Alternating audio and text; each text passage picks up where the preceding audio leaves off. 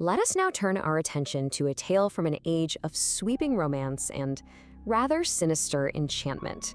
Tonight, we open the book on Perfect Love, a classic Victorian fairy tale, one that asks, what exactly is the true cost of a heart's desire? Our story begins, as so many do, in a realm governed by the Fae, an outwardly agreeable country. But the text immediately warns us that here reigned the redoubtable Dynamo. You see, she wasn't just some benevolent fairy queen. She was a sorceress of immense power, whose cruelty was matched only by her pride, a pride that traced its lineage all the way back to the mythical Calypso. And that pride, well, that's the very seed from which our entire conflict will grow. And so, let's step into the heart of her court. It's here that we'll witness the unfolding of her tyrannical and deeply cruel design. At the center of this web, we find three figures. First, of course, is Dynamo herself, the powerful and cruel matriarch. Then there's her daughter, Azir, whose profound ugliness was apparently plain to everyone except her own mother. And caught between them is Parson Parsonet, Dynamo's own nephew, a man so noble, so graceful, that he was considered the jewel of the court. It's at this point that Dynamo unveils her grand design. And it's a plot born not from any sort of affection, but from pure, cold-blooded ambition. She issues a decree. The handsome Parsoness Parsonet will marry her unlovely daughter Azir. And why? To forge an empire, to unite four powerful kingdoms under her single, unyielding control. The prince's reaction is exactly what you might expect. It's one of utter shock and certainly not joy. Madam, he exclaims, almost recoiling from the idea. As the story itself notes, it was an astonishment in which it was easy to perceive that joy had no share. A marriage born of ambition has just met its very first and very personal obstacle. So what is the source of such profound despair? Well, to understand that, we have to look beyond the palace walls. We have to look to a love that was held entirely in secret. Far away from the gilded, noisy halls of the court, just across a quiet river, there stood a small chateau. And while it might have looked quaint with its four towers, it was in fact a prison, and inside its walls, a precious, hidden treasure was being held captive. And that treasure was the Princess Imerlite, who was Dynamo's own niece. Now, she wasn't imprisoned for any crime. No, her offense was simply her own beauty, a beauty so profound that it was seen as a threat to the pride of Dynamo's daughter. And it was this hidden princess whom our prince, Parson Parsonet, secretly adored. So when the news of this forced marriage finally reaches her lonely prison, Imerlite is of course overcome. Her long-suppressed love just bursts forth in this desperate, beautiful confession. "No, Parson Parsonet," she cries, "I cannot live without you." And with their love now out in the open, they both know they can't possibly submit to Dynamo's will. They have to do something. That shared declaration really seals their fate. From this moment on, there's no turning back. Their only path forward is a desperate, dangerous flight for freedom.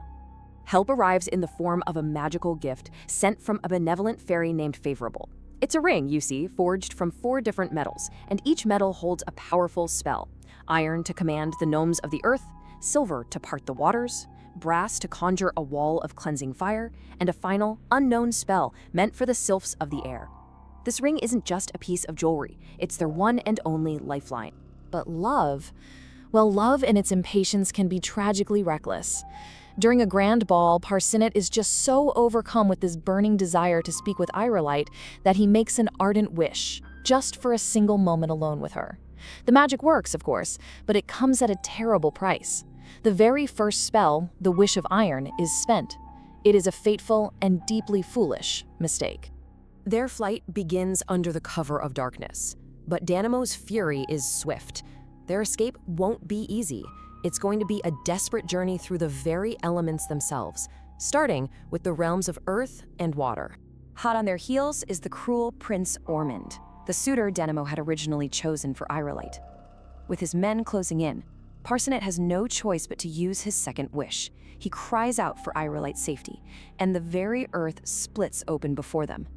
A gnome emerges, leading them down, deep into a subterranean kingdom, a truly breathtaking palace of shining earth and glittering gold. But their sanctuary doesn't last. In just a week, their pursuers find them again. The prince has to use his third wish.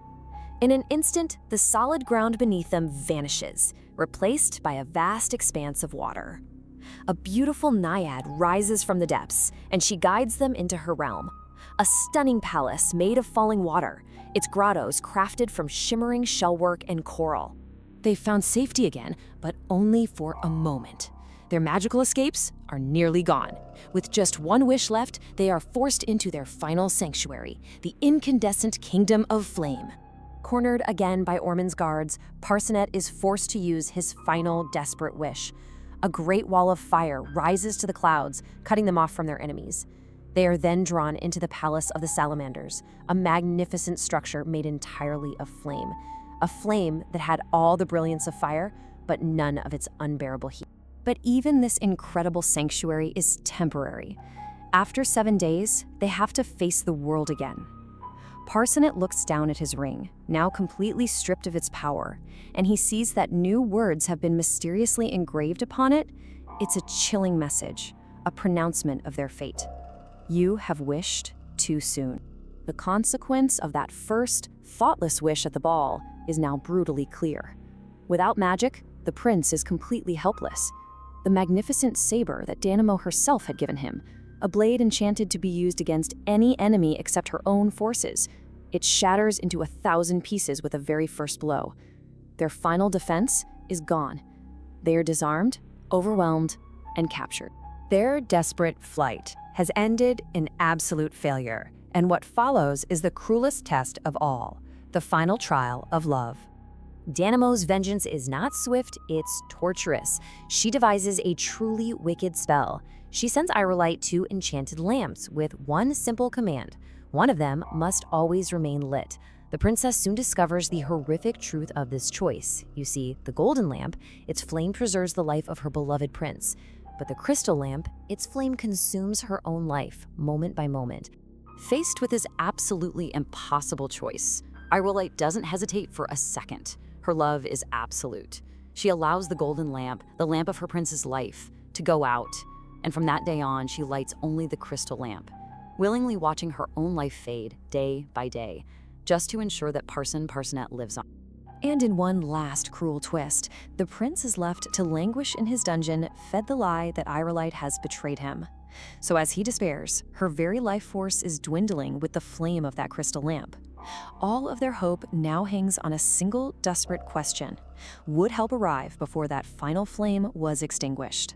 Just as the last flicker of light and of life is about to fade, salvation appears. The good fairy Favorable, the one who set these events in motion, finally arrives. The tale tells us she had at last come to understand the true power of love herself. Her own magic is absolute, and with it, she breaks Danamo's cruel spells. The lovers are rescued, they're restored to perfect health and beauty, and they're finally united. And so our story reaches its perfect conclusion, for the prince and the charming Irolite enjoyed the rare happiness of loving as fondly and truly in prosperity as they had done in adversity, a testament to a love that endured the very darkest of trials.